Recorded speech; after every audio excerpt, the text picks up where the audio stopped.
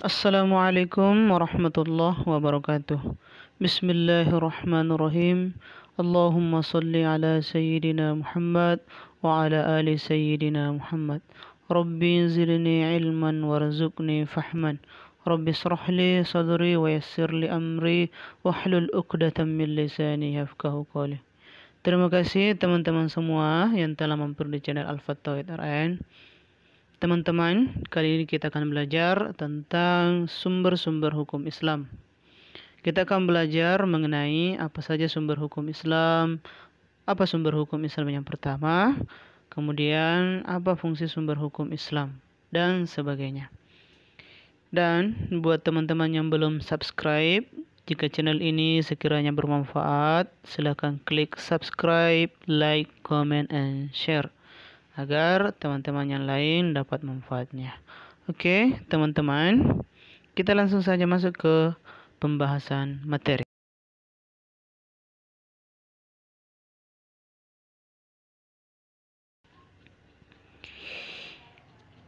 Sumber-sumber hukum Islam. Nah, hukum Islam, jika kita lihat pengertian dan definisinya, hukum Islam adalah hukum yang ditetapkan oleh Allah melalui wahyunya yang kini terdapat dalam Al-Quran dan dijelaskan oleh Nabi Muhammad SAW sebagai Rasulnya melalui sunnah beliau yang kini terhimpun dengan baik dalam kitab-kitab hadis. Nah, jika dapat diartikan sebagai hukum yang bersumber dan menjadi bagian dari agama Islam, yang diatur tidak hanya hubungan manusia dengan manusia lain dalam masyarakat, manusia dengan benda dan alam semesta, tetapi juga hubungan manusia dengan Tuhan. Nah, sumber-sumber hukum Islam itu sebagaimana penjelasan yang saya tulis di video kali ini, bahwa sumber hukum Islam itu juga bisa diartikan sebagai sumber hukum yang bersumber dari dan menjadi bagian dari agama Islam, yaitu diatur tidak hanya hubungan manusia dengan manusia lain dalam bermasyarakat, manusia dengan benda dan alam semesta, tapi juga hubungan manusia dengan Tuhan. Nah, sumber-sumber hukum Islam itu ada 4. Yang pertama ada Al-Quran, kemudian yang kedua Al-Hadis atau Sunnah, kemudian yang ketiga Ijma', dan yang keempat adalah Qiyas. Nah, seperti apa pembahasannya? Mari kita simak berikut. Nah, yang pertama, Al-Quran. Nah, arti Al-Quran menurut para ulama bahwa Al-Quran ialah wahyu Allah Subhanahu wa taala yang merupakan mukjizat yang diturunkan kepada Nabi Muhammad SAW sebagai sumber hukum dan pedoman bagi pemeluk ajaran Islam atau umat Islam khususnya. Nah, pada umumnya untuk umat manusia. Nah, jika dibaca, maka itu menjadi nilai pahala atau menjadi nilai ibadah di sisi Allah Subhanahu wa taala. Nah, sehingga dengan keterangan tersebut, dengan penjelasan tersebut, maka firman Allah yang lainnya yang berupa wahyu yang diturunkan kepada nabi selain Nabi Muhammad SAW seperti Nabi Musa alaihissalam, kemudian Nabi Isa alaihissalam, serta nabi-nabi yang lain yang tidak dinamakan Al-Quran. Jadi dia tidak dinamakan Al-Quran, tapi disebut dengan suhuf, walaupun yang diturunkan kepada mereka itu adalah wahyu. Kemudian ada wahyu juga yang diturunkan kepada Nabi Muhammad SAW yang tidak disebut Al-Quran tetapi disebut dengan hadis, yaitu hadis qudsi, hadis yang bersumber dari firman Allah Subhanahu wa taala.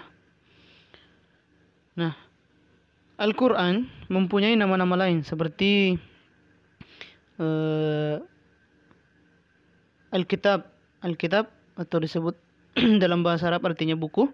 Kemudian Kitabullah artinya kitab Allah atau buku Allah, buku dari Allah Subhanahu wa taala.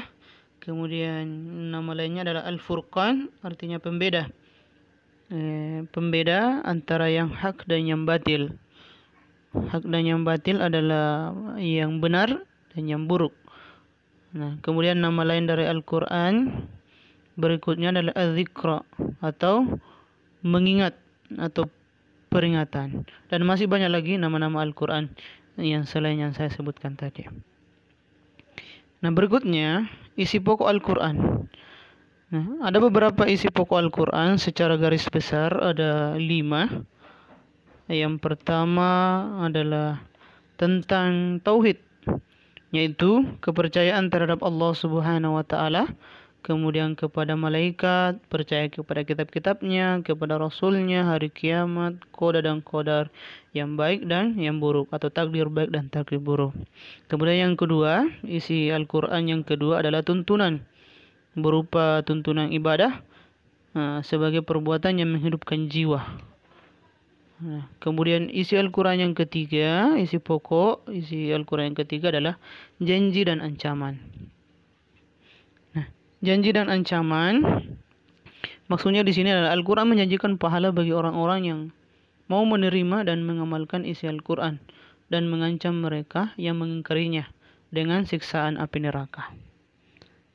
Kemudian isi Al-Quran yang keempat adalah hukum, yaitu hukum yang sebagaimana diterangkan dalam Quran bahwa kepada umat manusia dibebaskan untuk bergaul sama masyarakat, dan itu ada hukum-hukumnya atau adab-adabnya, sehingga akan timbul kebahagiaan dan kesejahteraan baik di dunia maupun di akhirat.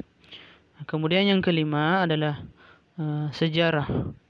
Jadi isi Al-Quran yang kelima adalah sejarah, yaitu sejarah orang-orang yang tunduk kepada Allah atau orang-orang yang taat kepada Allah, orang-orang soleh, seperti nabi-nabi dan rasul-rasul. Nah, selain itu juga ada sejarah orang-orang yang mengingkari agama Allah dan hukum-hukumnya. Nah, maksud sejarah ini ialah sebagai tuntunan dan tauladan bagi orang-orang yang hendak mencari kebahagiaan dan meliputi tuntunan akhlak. Nah, berikutnya Al-Quran sebagai dasar hukum. Nah, Allah Subhanahu wa taala menurunkan Al-Quran, fungsinya adalah untuk dijadikan sebagai dasar hukum, dan disampaikan kepada umat manusia untuk diamalkan segala perintahnya dan ditinggalkan segala larangannya, sebagaimana firman Allah dalam surah Al-An'am ayat 155. Wa hadza kitabun anzalnahu mubarakun fattabi'uhu wattaqu la'allakum turhamun. Dan inilah sebuah kitab yang kami turunkan yang diberkahi, sebab itu ikutilah dia dan bertakwalah kamu agar kamu diberi rahmat. Quran surah Al-An'am ayat 155. Kemudian di surah lain yang menegaskan hal yang sama, kurang lebih sama penjelasannya, yaitu di Quran surah Al-Maidah ayat 67, kemudian di Quran surah Az-Zukhruf ayat 43.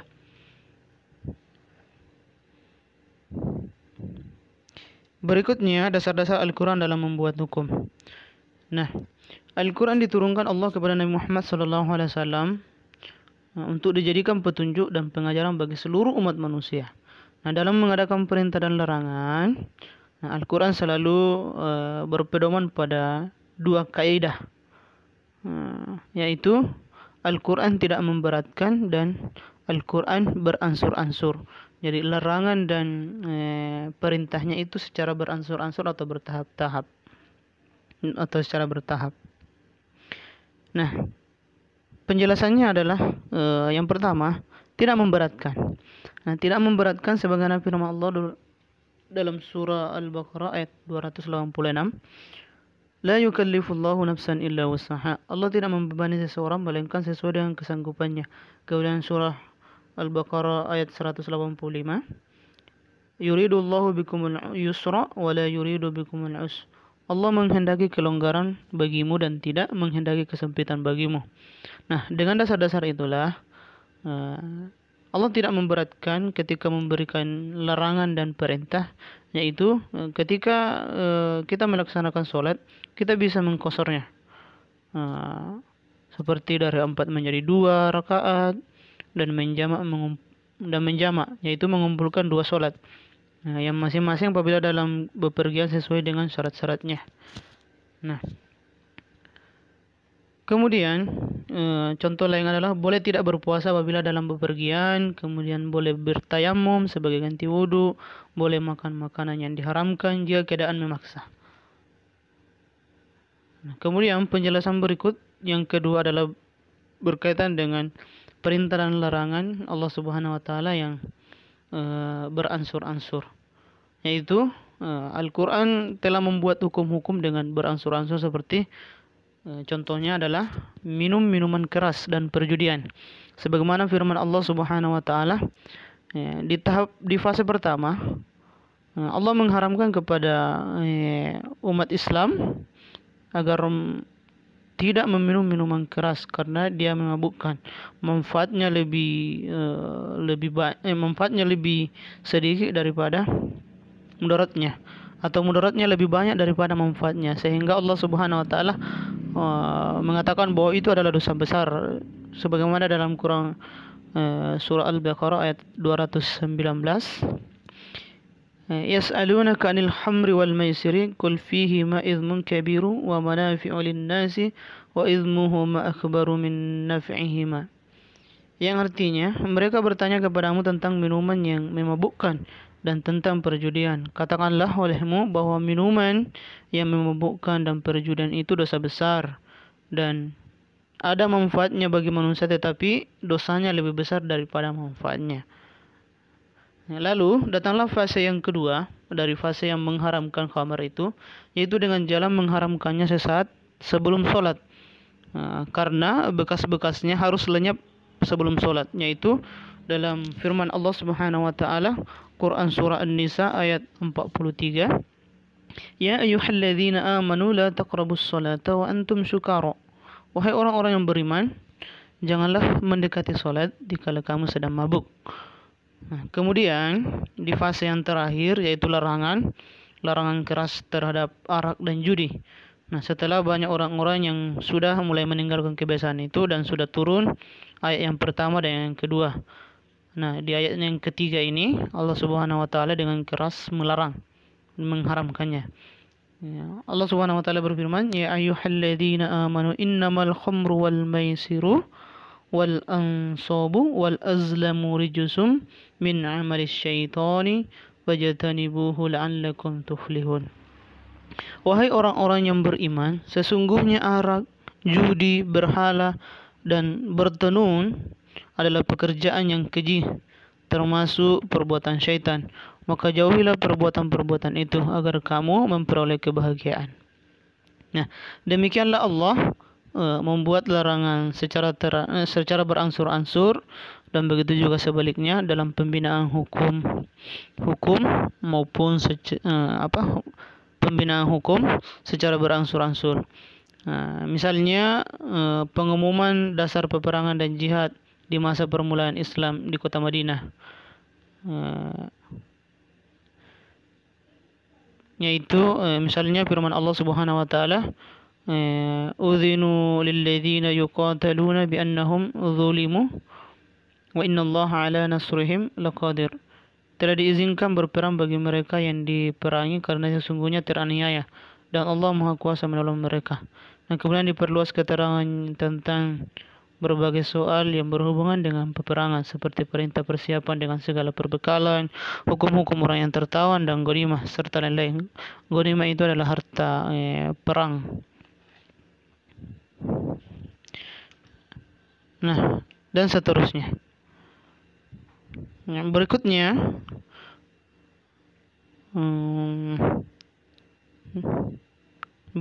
adalah sumber hukum Islam yang kedua. Sumber hukum Islam yang kedua yaitu al-hadis atau sunnah. Nah, sunnah menurut bahasa artinya perjalanan, pekerjaan atau cara. Sedangkan menurut istilah syara, sunnah ialah perkataan Nabi Muhammad sallallahu alaihi wasallam, ya, baik berupa perbuatan, baik berupa keterangannya atau ucapannya, yaitu sesuatu yang dikatakan atau diperbuat oleh sahabat dan ditetapkan oleh Nabi. Dan Nabi Muhammad SAW tidak menegurnya sebagai bukti bahwa perbuatan itu tidak terlarang hukumnya. Nah, pembagian al-hadis atau sunnah ada 3. Yang pertama adalah sunnah qauliyah atau sunnah atau hadis yang berupa ucapan. Nah, sunnah qauliyah yaitu perkataan Nabi Muhammad SAW yang menerangkan hukum-hukum agama dan maksud isi Al-Quran serta berisi peradaban, hikmah, ilmu pengetahuan dan juga menganjurkan akhlak yang mulia. Nah, sunnah qauliyah atau ucapan ini dinamakan juga hadis Nabi SAW. Yang kedua, sunnah fi'liyah. Sunnah fi'liyah ini adalah perbuatan Nabi Muhammad SAW yang menerangkan secara cara melaksanakan ibadah, misalnya bagaimana cara berwudu, solat, zakat, haji dan sebagainya. Kemudian sunnah takririyah atau persetujuan. Takririyah itu artinya disetujui oleh Nabi Muhammad SAW, sebuah tindakan yang dilakukan oleh sahabat tetapi kemudian didiamkan oleh Rasulullah sebagai bukti bahwa beliau menyetujui perbuatan tersebut. Nah, sunnah takririyah itu bila Nabi SAW mendengar sahabat mengatakan sesuatu, perkataan atau melihat mereka memperbuat sesuatu perbuatan, lalu ditetapkan dan dibiarkan oleh Nabi Muhammad SAW, dan Nabi Muhammad SAW tidak menegurnya atau tidak juga melarang, maka yang demikian itu dinamai sunnah takririyah. Nah, kemudian fungsi al-hadis atau sunnah. Nah, ada 2 fungsi sunnah atau al-hadis. Yang pertama adalah menjelaskan maksud ayat-ayat Al-Quran. Nah, menjelaskan maksud ayat-ayat Al-Quran sebagaimana firman Allah Subhanahu wa taala, "Wa anzalna ilaika dzikra litubayyana lin-nasi ma nuzzila ilaihim." Dan kami sudah menurunkan peringatan az-zikru kepadamu agar kamu menerangkan kepada manusia apa yang diturunkan kepada manusia.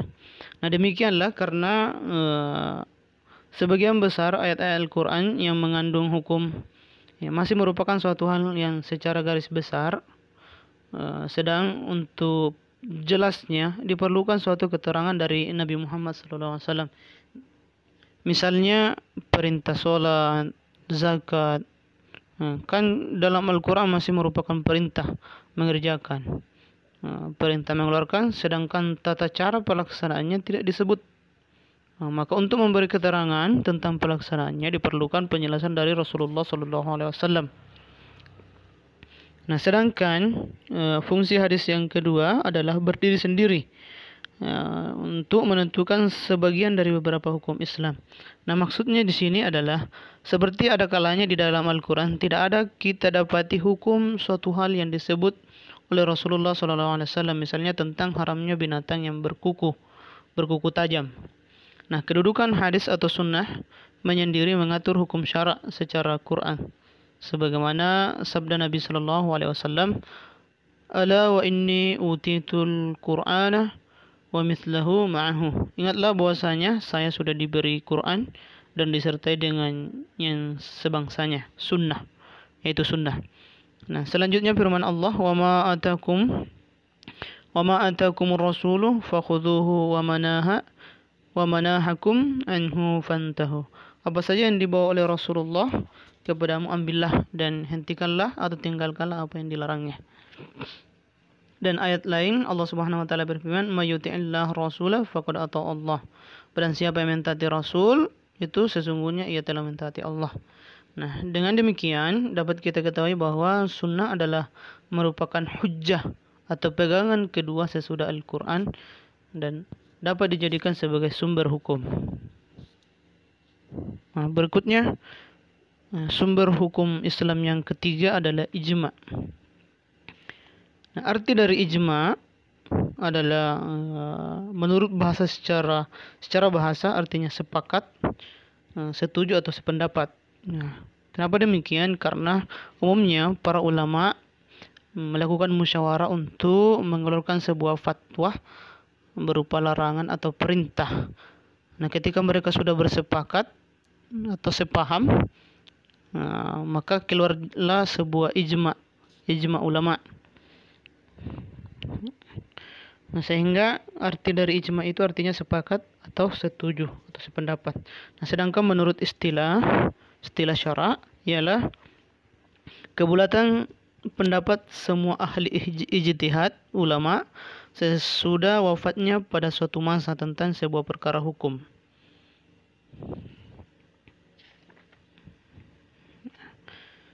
Nah, kemudian fungsi ijma. Fungsi ijma ini yaitu menjadi pegangan atau hujjah dengan sendirinya di tempat yang tidak didapati dalil atau nas, yakni Al-Quran dan Al-Hadis.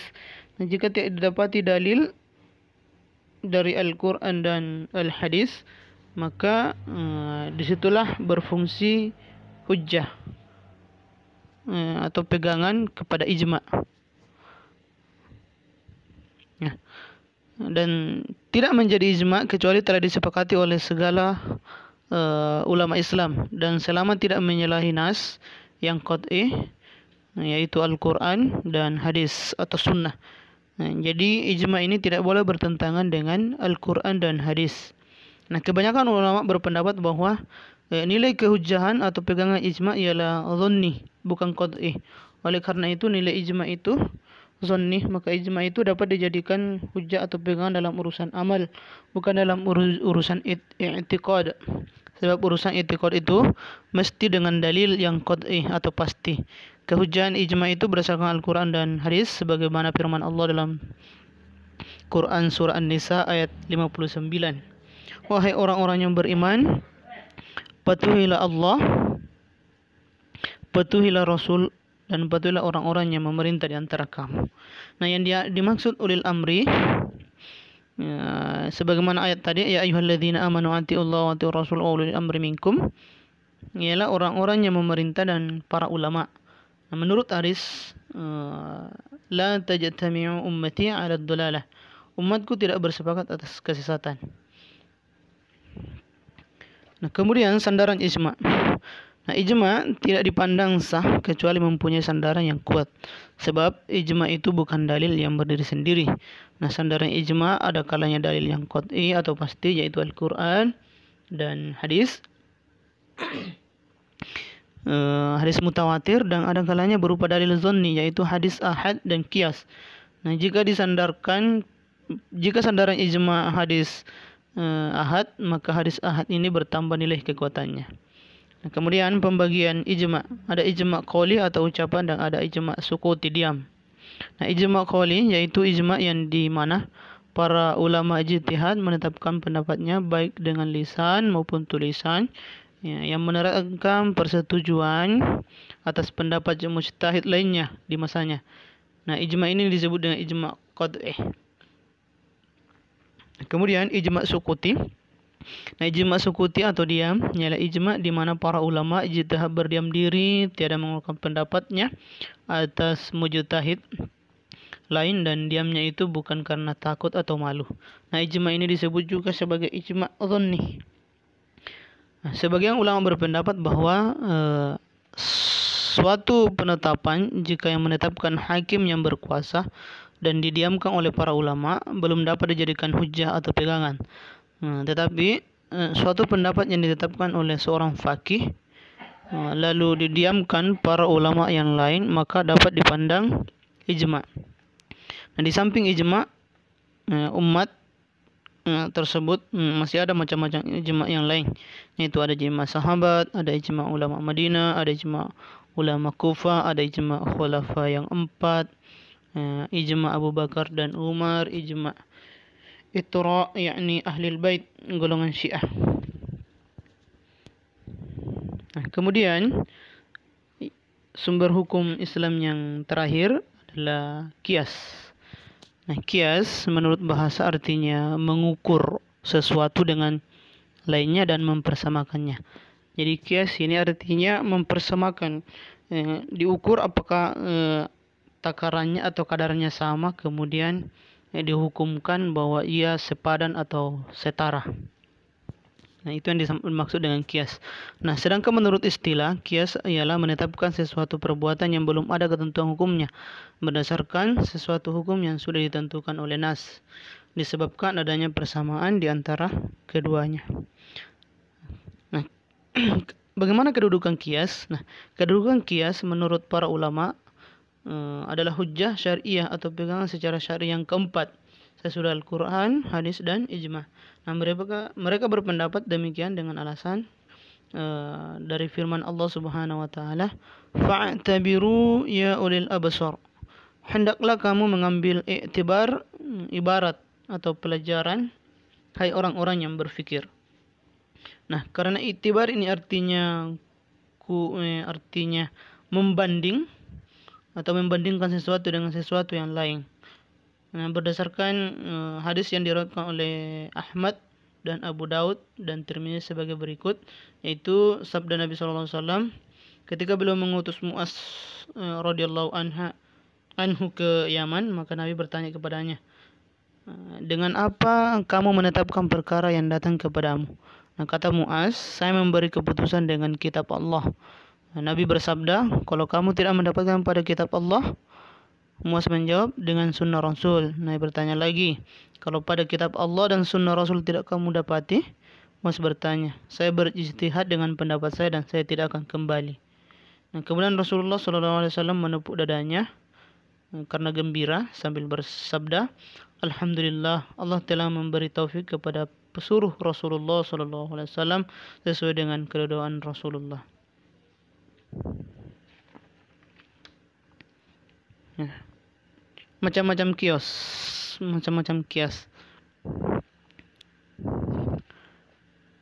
Secara garis besar, kias dibagi menjadi empat.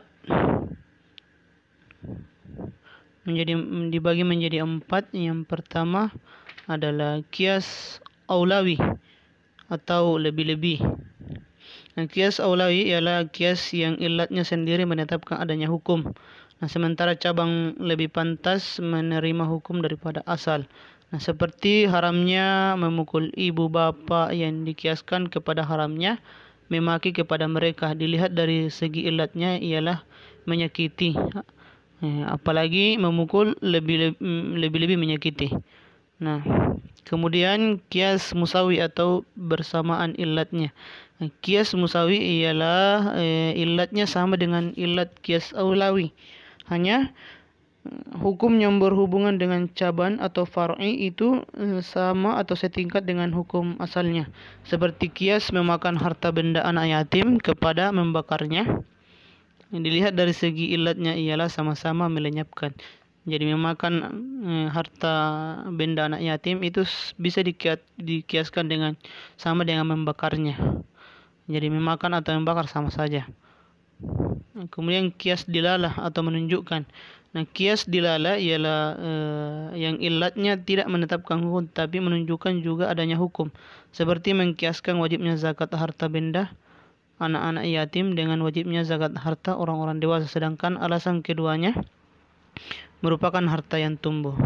Nah, kemudian yang keempat ada kias sibih atau menyerupai. Nah, kias sibih adalah mengkiaskan cabang yang diragukan di antara kedua pangkal kemana yang paling banyak menyamai, seperti budak yang dibunuh mati.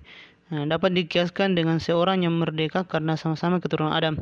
Nah, dapat juga dikiaskan dengan ternak karena kedua-duanya adalah harta benda yang dapat dimiliki, dijual, diwakafkan, dan diwariskan. Dengan demikian, tentu lebih sesuai dikiaskan dengan harta benda semacam ini karena ia dapat dimiliki dan diwariskan dan sebagainya. Nah, demikian teman-teman, mudah-mudahan penjelasan saya ini bisa dipahami oleh teman-teman sekalian. Terima kasih sudah menonton channel kami. Lebih dan kurangnya mohon dimaafkan. Billahi fisabilil haq fastabiqul khairat. Assalamualaikum warahmatullahi wabarakatuh.